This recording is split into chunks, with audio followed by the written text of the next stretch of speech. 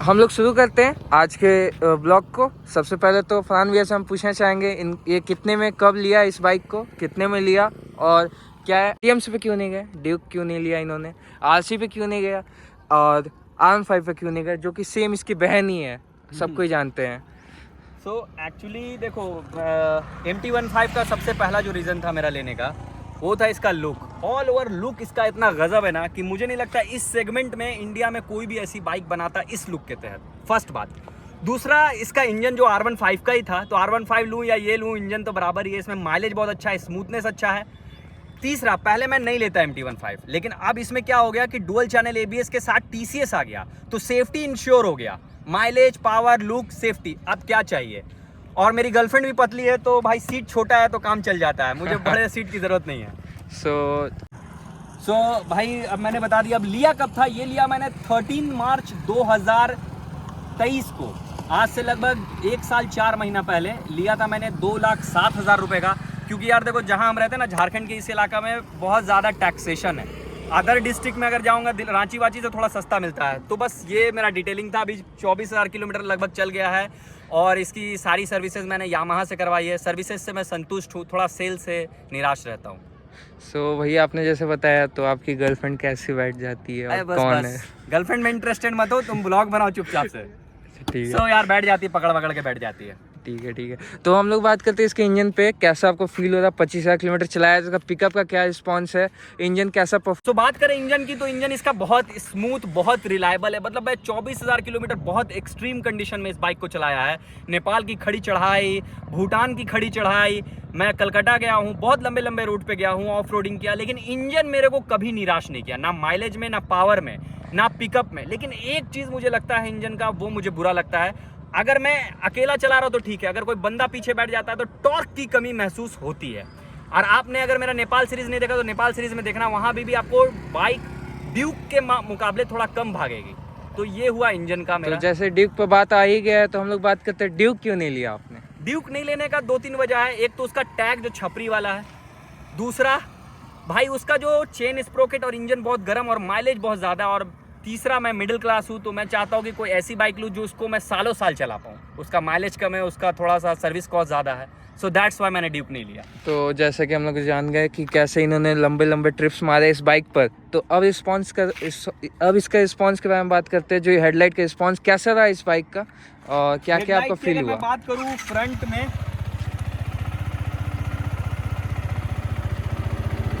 आप देख रहे होगे कि यहाँ पे DRL है, और सच बताओ तो यही जान है इस बाइक की।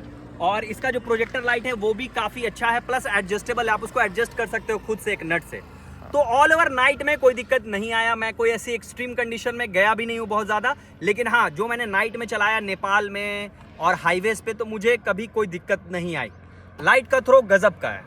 और जैसे कि हम लाइट्स पे आए गए, तो चलिए इंडिकेटर पे भी बात कर लेते हैं। तो इंडिकेटर कैसा है? ये जो टॉप एंड जो MT-15 जो है, इनके पास LED इंडिकेटर आता है, जो यामाहा ने अभी हाल ही में अपग्रेड करके लाया है इसमें। तो इसका रिस्पॉन्स बताइए। इसका ब्राइटनेस आप लोग देख सकते हो, और ये पीछे से भी देख लो सबको ही।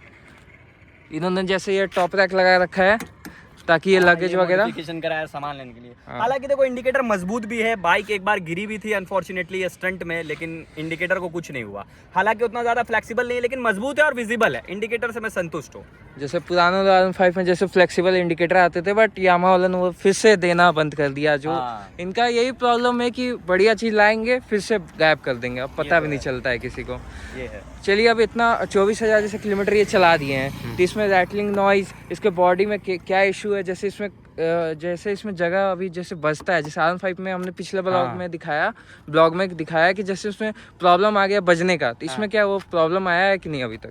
देखो, बॉडी से फिट एंड फिनिशिंग उतना ज़्यादा प्रीमियम नहीं है जितना ज़्यादा पैसा लेता है, लेकिन ख़राब नहीं बोलेंगे। टूट के गिरता नहीं है, कोई सामान आवाज़ नहीं करता, लेकिन फिट एंड फिनिशिंग मुझे पर्सनली उतना ज़्यादा अच्छा नहीं लगा। देखो, गैप बहुत ज़्यादा है। ये देख रहे हो गैप, ये देख रहे हो, ये चीज़ देख रहे हो आप, ये देखो यहाँ, ये देखो दो उंगली हाँ, चले जा रहे हैं, घुस जा रहा है। प्लस इसका जो ऑल ओवर यहाँ भी देखोगे ना, तो यहाँ पे भी आपको देखो इस टाइप का पूरा, मतलब फिट एंड फिनिशिंग उतना प्रीमियम नहीं है, लेकिन बुरा भी नहीं है। मतलब लेने लायक है गाड़ी फिट एंड फिनिशिंग के मामला में। जैसा कि हम लोग इतना सब कुछ बात कर लिया, तो अभी चलिए भैया आप आते हैं फ्रंट में, जो इसके सबसे पहले टायर पे आते हैं, जो 25,000 किलोमीटर चल चुके हैं। तो ये बताइए, ये स्टॉक टायर है या फिर आपने चेंज करवाया था इसे? नहीं, टायर जो दिया गया है कंपनी की तरफ से, रेडियल टायर 180/100 का वही है, फ्रंट वही है। हाँ सेम टायर। अब पीछे भी 140/70 का जो टायर है वो सेम रेडियल टायर है। MRF के टायर्स में कोई भी बदलाव नहीं किया मैंने पर्सनली। 24,000 चलने के बाद भी देख सकते हो टायर भाई इतना बचा हुआ है अभी तक। हाँ लेकिन इसका जो पर्सनली मुझे लगता है लाइफ 20,000 18,000 पे बदल देना चाहिए। अभी जो मैं चला रहा तो थोड़ा स्लिप कर रहा, लेकिन जब ये सही था तो यकीन मानो अभी तक एक बार भी स्लिप नहीं किया। मे भी रीज़न TCS हो, लेकिन इसका जो टायर है क्या कॉर्नरिंग करता है, गजब का। टायर से मुझे कोई शिकायत नहीं, ना साइज से ना इसके बनावट से कोई चीज़ से शिकायत नहीं। टायर गजब का है भाई, बहुत अच्छा। टायर पर आ ही गए हैं तो टायर से रिलेटेड आ जाते हैं सस्पेंशन पर, जो इन्होंने यामा ने USD दे रखा है, तो इस पे बात करते हैं। सस्पेंशन कैसा है इसका? हाँ पहला वाला वर्जन में USD नहीं था, इसलिए शायद मैंने नहीं लिया। अब दूसरे वाले वर्जन में USD होने की वजह से मैंने लिया। फ्रंट सस्पेंशन बहुत अच्छा है, बहुत प्यारा है और अच्छे से काम करता है। हाथ में झटके वटके नहीं लेते। ऑफ रोडिंग मैंने बहुत किया, मेरे चैनल पे देखना। लेकिन पीछे का जो सस्पेंशन है वो बहुत कड़ा है, आप गाली बकोगे, सही लिटरली बता रहा हूँ। पीछे का जो सस्पेंशन है उतना अच्छा रिस्पॉन्सिव नहीं है। अब मेरा आदत हो गया भाई घस घस के, लेकिन एक्चुअली में वो सस्पेंशन टफ है। थोड़ा सा और सॉफ्ट बनाना चाहिए, जैसे FZ का सस्पेंशन है वैसा सस्पेंशन बनाना चाहिए, मुझे ऐसा लगता है। जैसे FZ के बात कर ही रहे हैं तो पूरा डाल्टनगंज जानता है। आपने FZ का बात किया है तो जैसे आप सबको ही जानता है, पूरा डाल्टनगंज जानता है कि आपके पास पहले FZ था। 3 साल चलाया मैंने, उससे मैं नेपाल वगैरह गया था। अच्छा एक्सपीरियंस था उसके साथ। थोड़ा इंजन कमजोर है उसका, मतलब 155 इसमें भी है और 150 वो भी है। हाँ लगभग सेम ही। तो चलिए अब आगे आई, चलिए फ्रंट में आ ही गए हैं तो इसका अब बात करते हैं। जैसे भैया इसमें TCS भी आता है, डुअल ABS भी आता है। हाँ डुअल चैनल ABS भी है। अब हमको ये बताइए इसका क्या रिस्पॉन्स है, क्योंकि मैंने बहुत बार सुना है R15 V3 V4 में ABS किक इन होता है, इसमें तो अभी तक एक बार भी नहीं हुआ यार। मुझे ब्रेकिंग से कोई शिकायत नहीं है MT15 के, और कोई भी ऐसा एक सिंगल बंदा नहीं होगा MT15 वर्जन 2 का जो ये बोल दे कि उसको ब्रेकिंग से कोई दिक्कत है। अगर ब्रेकिंग से दिक्कत है तो भाई आपको गाड़ी चलाना नहीं आता। बहुत परफेक्ट ब्रेकिंग है और TCS ने इसमें 4 चांद लगा दिया। गजब मजा आता है इसको चला के भाई, मुझे बहुत मजा आता है। जैसे काफी लोग TCS पे बात आ ही गया तो काफी लोग बोलते हैं TCS क्या देने की जरूरत थी, वो दिखावा है, ये बस जबरदस्ती दे दिया 155 सीसी के बाइक में। तो क्या आपका कहना है? TCS देने का एक रीजन बहुत बड़ा है, क्योंकि ये बाइक बहुत हल्की है और इसमें पावर ज्यादा है वजन के हिसाब से। अगर ये बाइक 141 kg का और 140 भागती है तो आप समझ रहे हो कि पावर और वेट बराबर हो गया है लगभग। तो उस वेट को बनाए रखने के लिए TCS देना जरूरी था, क्योंकि देखो आगे वाला जो टायर होता है ना वो पीछे वाले टायर से कम स्पीड में घूमता है, पीछे वाला टायर जल्दी घूमता है। तो अगर जहां स्पीड पीछे वाले टायर का बहुत ज्यादा होता है तो TCS क्या करता है, पावर कट करके पीछे वाले टायर और आगे वाले टायर की स्पीड को बराबर कर देता है। तो इसलिए जरूरी मुझे लगता है। जैसे हम लोग स्टेबिलिटी पे इतना बात कर ही चुके हैं तो अब हैंडल पे भी बात कर ही लेते हैं, जिसमें वाइड हैंडल आता है। आप लोग देख सकते हो इसमें काफ़ी ज़्यादा बढ़िया वाइड हैंडल आता है। भैया एक बार बैठ कर भी दिखा दे रहे हैं, देख लो भाई, पूरा इनका हाथ पूरा वाइड है इनका। तो ये सही लगता है भाई, हैंडल से मुझे कोई शिकायत नहीं है। सच बताऊं तो मुझे इन सब चीज़ों से कोई शिकायत नहीं है। इतना प्यारा हैंडल है, इतना अच्छा कट लगता है, बहुत गजब, मज़ा आ गया, हैंडल से मज़ा आ गया। हम लोग साइड में आते हैं।